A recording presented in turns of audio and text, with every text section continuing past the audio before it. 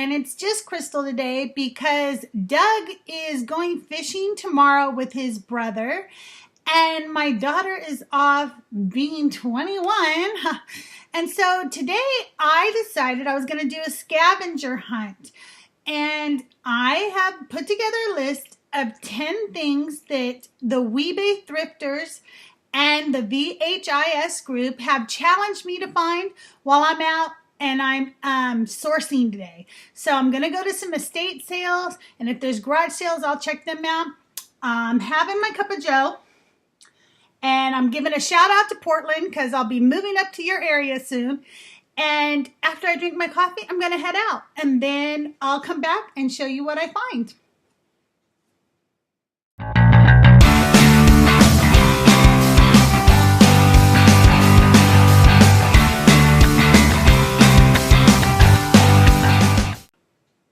Well, that was quite an adventure today. I went out in my daughter's Kia. My husband had the Mustang. My other daughter had the Mini. And the Kia did not want to go out looking at estate sales today. So I got to go to one. And I'm going to go over with you real quick the list that I put together based on the items you guys told me to hunt for. The first 5 are all from the WeBay group, and the second 5 are all from the VHIS group. So Michelle from WeBay said cross-stitch kits. Kat said German beer steins. A couple of people said Polaroids. Always a good idea. A couple of people said vintage sheets, which I like. I never find them. And there's entire Facebook groups based on vintage linens. So vintage sheets or vintage pillowcases. And then Wanda said jewelry. And from the VHIS group, we had Annie Marie said deer. Gretchen said Legos.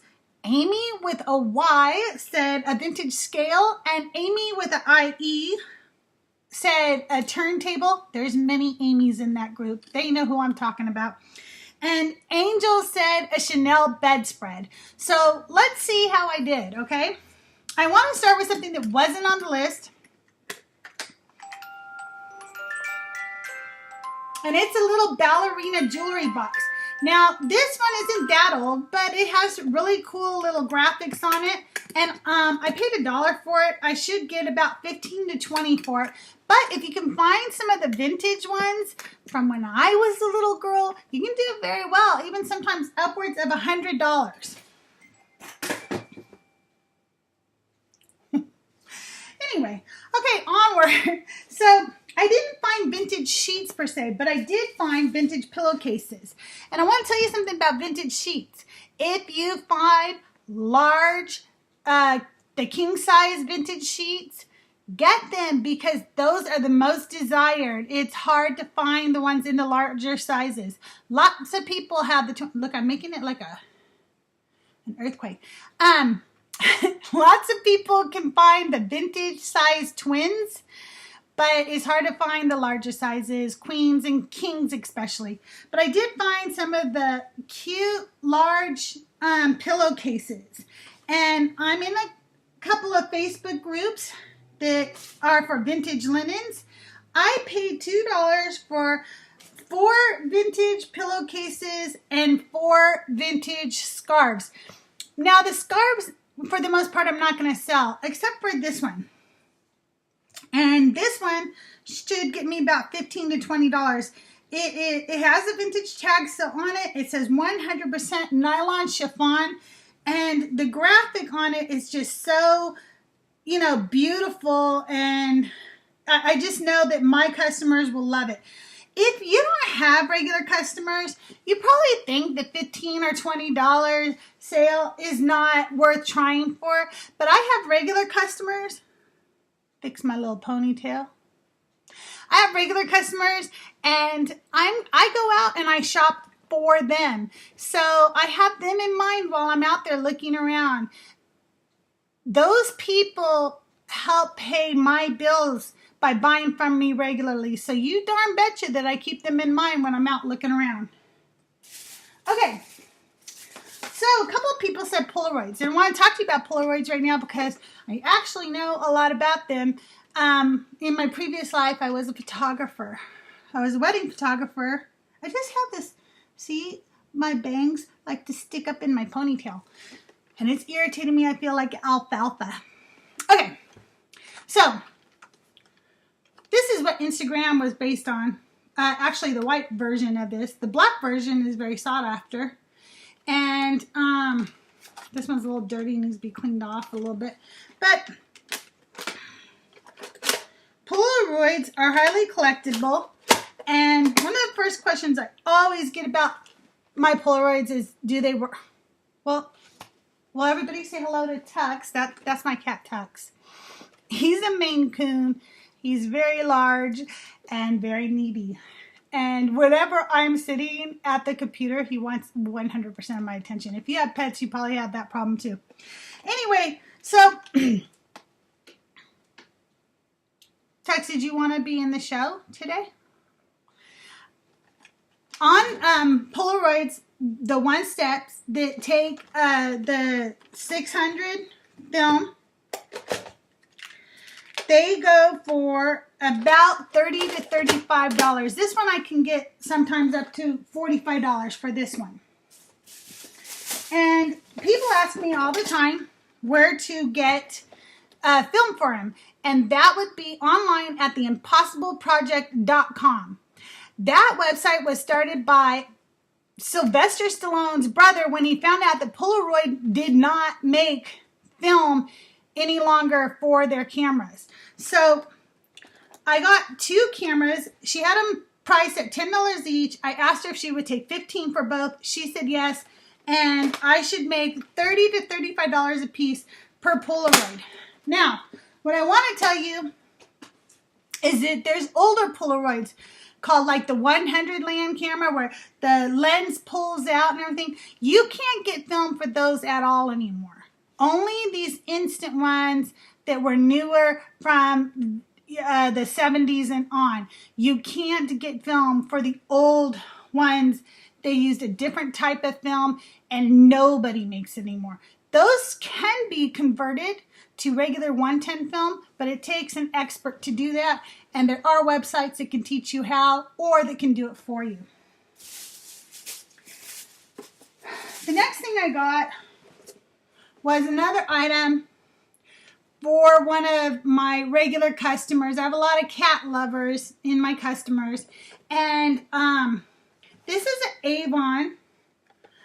It's called Pampered Persians, and it's actually soap inside. It smells really good. I wish you guys had smell-o-vision.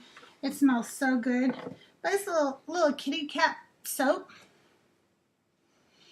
And I don't usually buy Avon. Don't really like older Avon. It's never sold well for me. There's just very few pieces that I can find that sell well.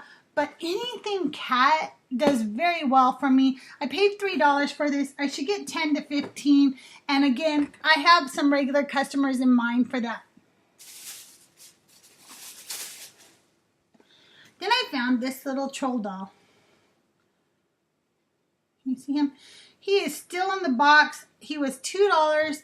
I took a gamble on him because I know some troll dolls do well. I went home, looked him up, and his average selling price, new in the box like this, even though he's only from 1998, is $20 to $25. So I think I did pretty good on my gamble on the troll doll. Now, I had one person from WeBay say that I should look for jewelry. So I did. And I always like to look for jewelry because I like jewelry. And I sell a lot of jewelry on Instagram and Etsy. I look for signed pieces if I can, like Trifari and Coro and some of the other great vintage pieces that for some reason are slipping my mind right now. But I also like big, large floral brooches. I have quite a few customers who really, really like these vintage floral enamel brooches. And I sell these for between $9 and $15 a piece. And I've even had, I have some really great artisans who have used some of my pieces in creating some of theirs. So I do very well with them. But because Wanda told me to stop and look at jewelry, and I did. I found my one masterpiece of the day, or, you know, my little piece of gold of the day. And that is this vintage Casio watch. Can you see it? I always squint when I'm trying to show you guys. Okay, this watch is a Casio DB 500. DB stood for data bank. And most watches that you find at garage sales, even if they're not running at the time you find them, just need the battery replaced. You can get a battery replaced anywhere, like any jeweler, for between $5 to $10. It usually costs me about $10 now. It used to cost $5, but $5 for the battery and $5 for them to actually change it. Or you can buy batteries online on eBay and do it yourself. Learn how to do it yourself properly. Make sure that, you know, you get the right tools. I learned how to do it when I was in retail because I worked in the jewelry department for many years. So, this little Casio was $5. That's more than I normally spend on a watch, but I happened to know about this watch when I purchased it. And little Casios like this sell for $50 to $65. So thank you, Wanda, for telling me to look for jewelry. I did, and that's where I won for today. Obviously, I didn't go against anybody. I just did the scavenger hunt. I don't know what Tux is doing over there. But I had a lot of fun, even though I only got to go to the one estate sale with all the car problems. And I hope next week I'll be able to come back with a $20 challenge with Doug or Jesse or somebody. And again, I hope that you guys all continue to thrift and flip and have a great week.